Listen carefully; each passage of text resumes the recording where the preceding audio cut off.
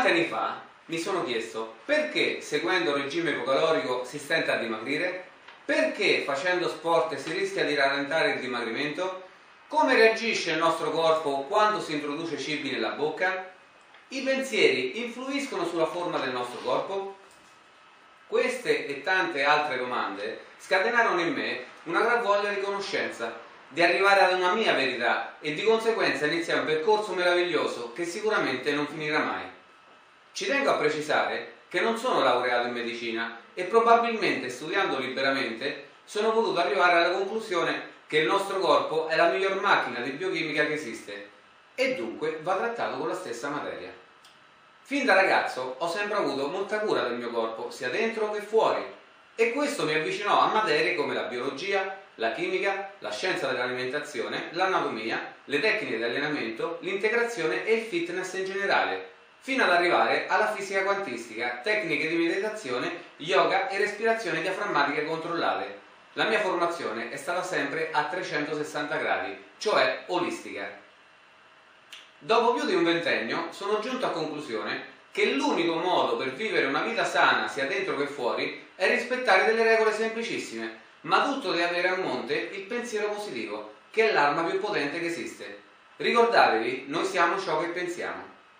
Nell'alimentazione non ci sono tanti segreti, ma una sola grande verità, tenuta nascosta per anni.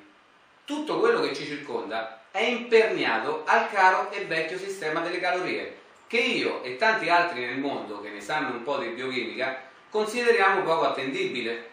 Nel tempo questo sistema è risultato dannoso per molti, scaturendo obesità e patologie varie, ma assai proficuo per pochi, aziende farmaceutiche, alimentari, fitness, eccetera, eccetera.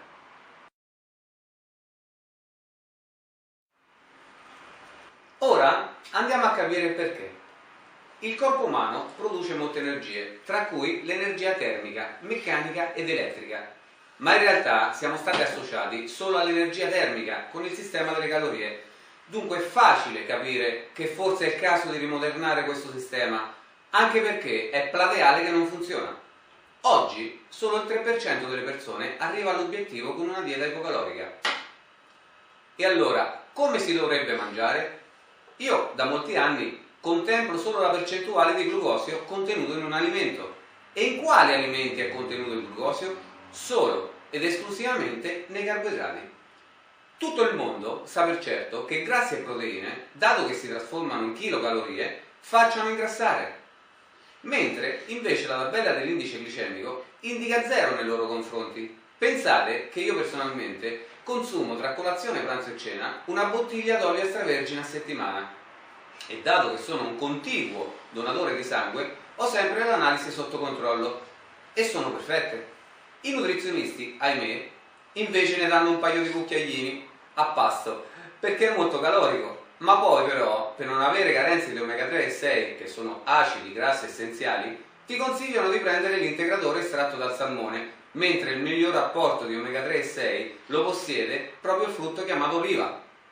Ricordate che il corpo umano ha bisogno in media di 200 grammi di glucosio al giorno, solo il cervello ne vuole circa 120, mentre le scorte di glucosio sono distribuite così: circa 200-300 grammi nei muscoli, circa 100 grammi nel fegato e nel sangue circa 1 grammo di glucosio per litro. E dato che abbiamo circa 7 litri di sangue, mediamente scorrono 7 grammi di glucosio. I valori di normalità della glicemia, cioè la quantità di glucosio che scorre nel sangue, è di 80-120 mg al decilitro. Dunque, trasformandoli in grammi litri, viene 0,8 grammi litro e 1,2 grammo litro, e moltiplicando i 7 litri di sangue per 0,8 viene 5 grammi, mentre per 1,2 viene 8,4. Dunque, si capisce che la quantità di glucosio che scorre nel sangue deve sempre stare tra i 5 e gli 8,4 grammi. In questa situazione non si produce grasso, mentre se si altera questo equilibrio, anche di una sola caramella è inevitabile un surplus di produzione di insulina, con le conseguenze che tra un po' scopriremo. Ora faremo un bel viaggio all'interno del nostro corpo per capire quello che succede quando ingeriamo un carboidrato. Prima però vediamo quali sono appunto i carboidrati. dal greco glucos, cioè dolce, e già questo vi dovrebbe fare intuire qualcosa. È derivato il termine glucidi, cioè carboidrati. Intorno a questo macroelemento c'è troppa confusione. Per esempio, molti pensano che frutta e verdura non siano carboidrati, non capendo che nella stessa specie, per esempio verdure, ci siano alimenti come cetriolo, zucchina o cipolla che hanno un indice glicemico bassissimo, mentre invece la patata ha un indice glicemico altissimo. L'indice glicemico si può controllare nell'apposita tabella dove l'alimento di riferimento è il glucosio ed ha 100, cioè il più alto. I carboidrati sono sostanze formate da carbonio ed acqua e sono indispensabili per vivere e assolutamente non bisogna toglierli definitivamente per un tempo prolungato perché sarebbe dannoso per la nostra salute. Io consiglio non più di 2 giorni. I glucidi si dividono in 3 categorie: monosaccaridi perché hanno 6 atomi di carbonio e sono glucosio e fruttosio, disaccaridi perché hanno 2 molecole di monosaccaride e sono saccarosio, lattosio e maltosio, e polisaccaridi che sono molecole molto più complesse e sono l'amido, il glicogeno e la cellulosa. Pensare che circa 300 anni fa in media una persona consumava annualmente 2 kg di glucidi, 150 anni fa circa 10 kg, e ad oggi pensare che si è arrivati a consumare circa 50 kg di carboidrati l'anno, e stiamo parlando di una media. Il carboidrato, una volta ingerito, è attaccato dai succhi gastrici e qui si separano le molecole di glucosio che, grazie al contributo del sodio, si tuffano per osmosi nei vari sanguigni per poi passare nel pancreas producendo insulina. Vi ricordate le quantità di glucosio che scorrono nel sangue? Hanno un limite, dopodiché, perdendo questo equilibrio, si produce troppa insulina, la quale viene trasformata in trigliceridi e posti nelle cellule adipose, adipociti, in attesa di essere utilizzata a scopo energetico. Ma ahimè, questo non succede. Il destino è quello di ingrassare sempre di più, cadendo nel tunnel dell'obesità. Allora, come si fa a dimagrire? Semplice, basta appunto invertire questo processo biochimico, cioè mangiare alimenti a basso indice glicemico, così non dopo un mese, non dopo un giorno, ma solo dopo poche ore, il nostro corpo dà l'allarme, perché il glucosio in circolo sta scarseggiando e dato che ne introduciamo una quota ridotta rispetto al nostro fabbisogno, dobbiamo produrlo. Come? Riscomponendo i trigliceridi contenuti negli adipociti, che si sgonfiano sempre più diventando pura energia. Pensate, ora che mi state ascoltando, state consumando solo i carboidrati che avete assunto durante la giornata, mentre con questo metodo vivrete avendo come combustibile grassi e dimagrendo giorno dopo giorno sempre di più. L'unico inconveniente è che non avrete molta energia. È come se un'auto da benzina passasse ad un'alimentazione a gas, ma poi pian piano il tutto torna alla normalità. Per dimagrire bisogna mangiare alimenti sotto i 30-35 di indice glicemico. Per mantenersi bisogna stare sotto i 60-65, mentre tutti gli alimenti dai 70 in su scoprirete che sono dei veri e propri veleni per il nostro corpo, specialmente le 4P: pane, pasta, pizza e patate. Non è che non mangerete più questi alimenti, ma bensì, capendo questo metodo, saprete come recuperare in fretta dopo uno sgarro con gli amici. Un'altra cosa che dovrete sapere è che non basta capire l'indice glicemico per dimagrire, ma bisogna sapere dosare i nutrienti giornalmente per far sì che al nostro corpo non manchi nulla, soprattutto alle donne che hanno un sistema biochimico molto più delicato e complesso degli uomini. Il metodo Big si divide in 2 fasi: dimagrimento e mantenimento. Nel periodo di dimagrimento si diventa monofagi, cioè si mangia un alimento a pasto, e qui capirete subito che la quantità di cibo ingerito non ha limiti, nel senso che si deve mangiare a sazietà, seguendo le indicazioni che tra un po' spiegheremo. Da ricordarsi sempre che è la qualità degli alimenti e non la quantità che determina l'ingrassamento o il dimagrimento. Nel metodo si mangia di tutto: frutta, verdura, spaghetti, carne, pesce, uova. La consulenza degli alimenti avviene ogni 2-3 giorni. Assolutamente non consiglio di prendere integratori, bibitoni vari o principi attivi derivanti da farmaci. Inoltre, durante il dimagrimento non si fa assolutamente sport, e questo lo spiegheremo più avanti. Il dimagrimento dura fino al raggiungimento dell'obiettivo stabilito. per poi passare al mantenimento. E qui scatta la consueta domanda: quanto dura il mantenimento? Per sempre. Sono combinazioni di alimenti che uso da sempre, dunque è un metodo super testato su di me e ad oggi su alcune centinaia di persone nel mondo. Basta poi vedere ciò che ha fatto il parigino Michel Montignac, che da decenni con il suo metodo ipoglicemico ha fatto dimagrire decine di milioni di persone nel mondo. Stranamente anche lui non era un medico. Durante il mantenimento si installeranno dei nuovi programmi nel vostro cervello, cancellando dunque quelli vecchi, e si imparerà a combinare gli alimenti tra loro, entrando in un turbine di benessere. Le regole a cui bisogna attenersi sono poche e chiare, e ora le andremo a vedere e commentare insieme. Prima di entrare nel vivo delle regole, facciamo un breve riassuntino. Abbiamo dunque sfatato alcuni pilastri della scienza dell'alimentazione. Primo, il sistema delle calorie non è affidabile. Secondo, grassi e proteine non fanno ingrassare. Terzo, lo sport non aiuta a dimagrire, e questo lo analizziamo tra un po'. Questo metodo è adatto a persone con un'ampia apertura mentale, che hanno una reale voglia di cambiamento nel loro stile di vita, poiché bisogna avere il coraggio di abbattere alcune abitudini alimentari ed essere capaci di uscire dalla propria zona di comfort. Per farvi un esempio, gli esseri umani mangiano diversamente in base alla loro posizione geografica, perché le loro tradizioni hanno creato nel tempo le loro abitudini alimentari.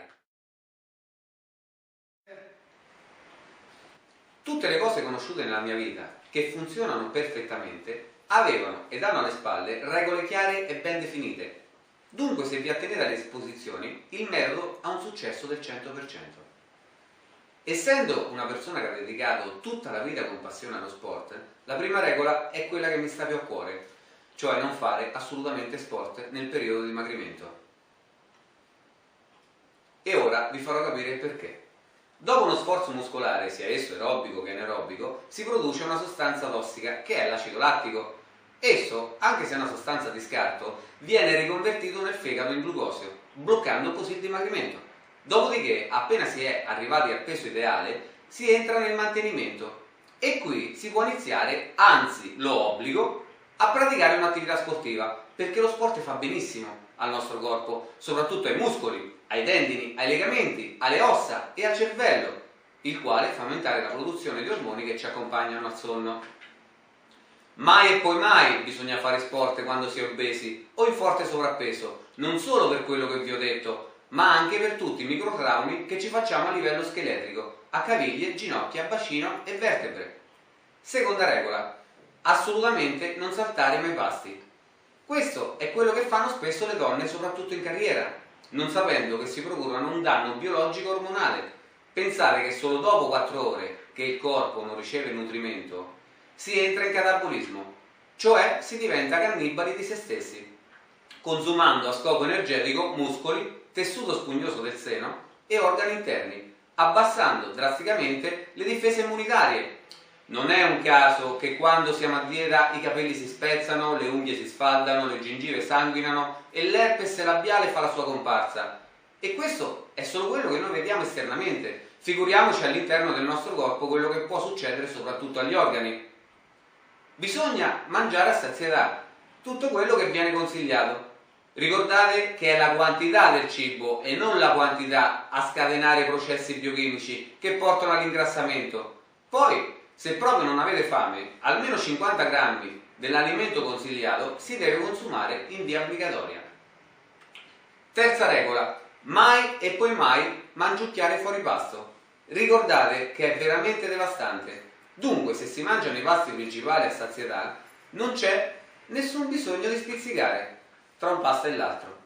Quarta regola: sospendere l'uso di integratori, normali, omopatici o dietetici, a meno che non si ha una carenza particolare per una determinata patologia. Se l'alimentazione è equilibrata, gli integratori non occorrono, tranne per gli sportivi o per chi ha delle carenze, e in questo caso l'apporto appunto degli integratori sono consigliati.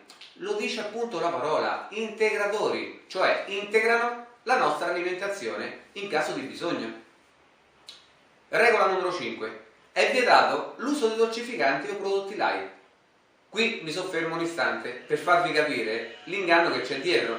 Solitamente si comprano prodotti light e dolcificanti naturali o chimici, per il semplice fatto che hanno meno calorie dello zucchero. Ma se seguiamo la tabella dell'indice glicemico ci dice che tutti questi tipi di zuccheri hanno 100, come il glucosio.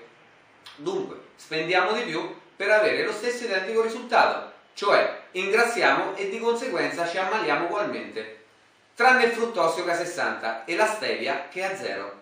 Infatti, chi non vuole assolutamente bere un caffè amaro in dimagrimento può usare la stevia, che è una pianta sudamericana che dal luglio 2012 l'Unione Europea l'ha resa accessibile in ogni formato utile, mentre in mantenimento si può usare anche il fruttosio. Sesta regola: dado, aceto, vino, caffè decaffeinato, tè deteinato, orzo, questi prodotti non possono essere assunti durante il dimagrimento perché la loro acidità causa nel tratto gastrointestinale la produzione di un ormone chiamato gastrina, il quale in alte dosi aiuta la produzione di insulina. Settima regola: dobbiamo evitare il consumo di alimenti in scatola perché tutto ciò è pieno di metalli pesanti che sono cancerogeni, ma soprattutto perché c'è troppo sale. Per esempio, se consigliamo legumi, devono essere secchi. Se si consiglia il tonno, solo tonno fresco o congelato, eccetera eccetera. Regola numero 8: eliminare totalmente sale e zucchero, che sono la causa numero 1 dell'ingrassamento e dell'insorgere di quasi tutte le patologie.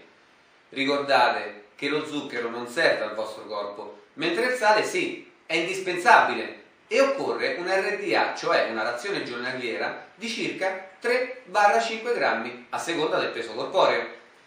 Pensate che solo dai cibi che ingerite, senza aggiunta di sale, ne ricavate più del doppio, poi un pochino ne mettete ed ecco fatto il surplus di sale. Che cosa succede oltre a ingrassare ancora di più?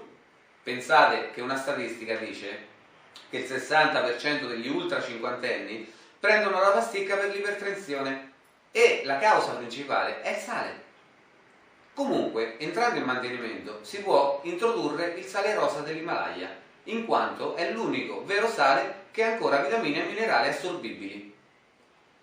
Nona regola: il latte è sconsigliato vivamente. Nel 2013, grazie all'informazione che c'è, non dovrei spendere parole su questo argomento, ma purtroppo chi è ancora attaccato ai mass media tradizionali e a vecchie culture senza allargare le proprie vedute, crede che il latte faccia bene, così come il business racconta da anni. Dunque sono costretto a dirvi qualcosa. Inizio con 2 domande. Qual è l'essere vivente che beve il latte di un altro essere vivente? Qual è l'essere vivente che beve il latte dopo lo svezzamento? La risposta è identica, è l'essere umano solamente.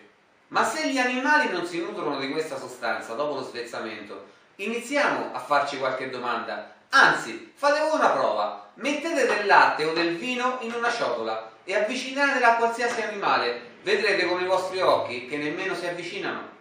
Oggi il latte è pieno di anabolizzanti, antibiotici e ormoni e non è un caso che i vitelli crescono il doppio nello stesso tempo di 30 anni fa, per poi non parlare che è la causa numero 1 per aiutare l'osteoporosi a svilupparsi, in quanto il calcio, in assenza di vitamina D, non si sintetizza e dunque non si attacca alle ossa, anzi fa l'effetto contrario, causando la demineralizzazione. E di solito qui mi domandano: qual è l'alimento che contiene vitamina D?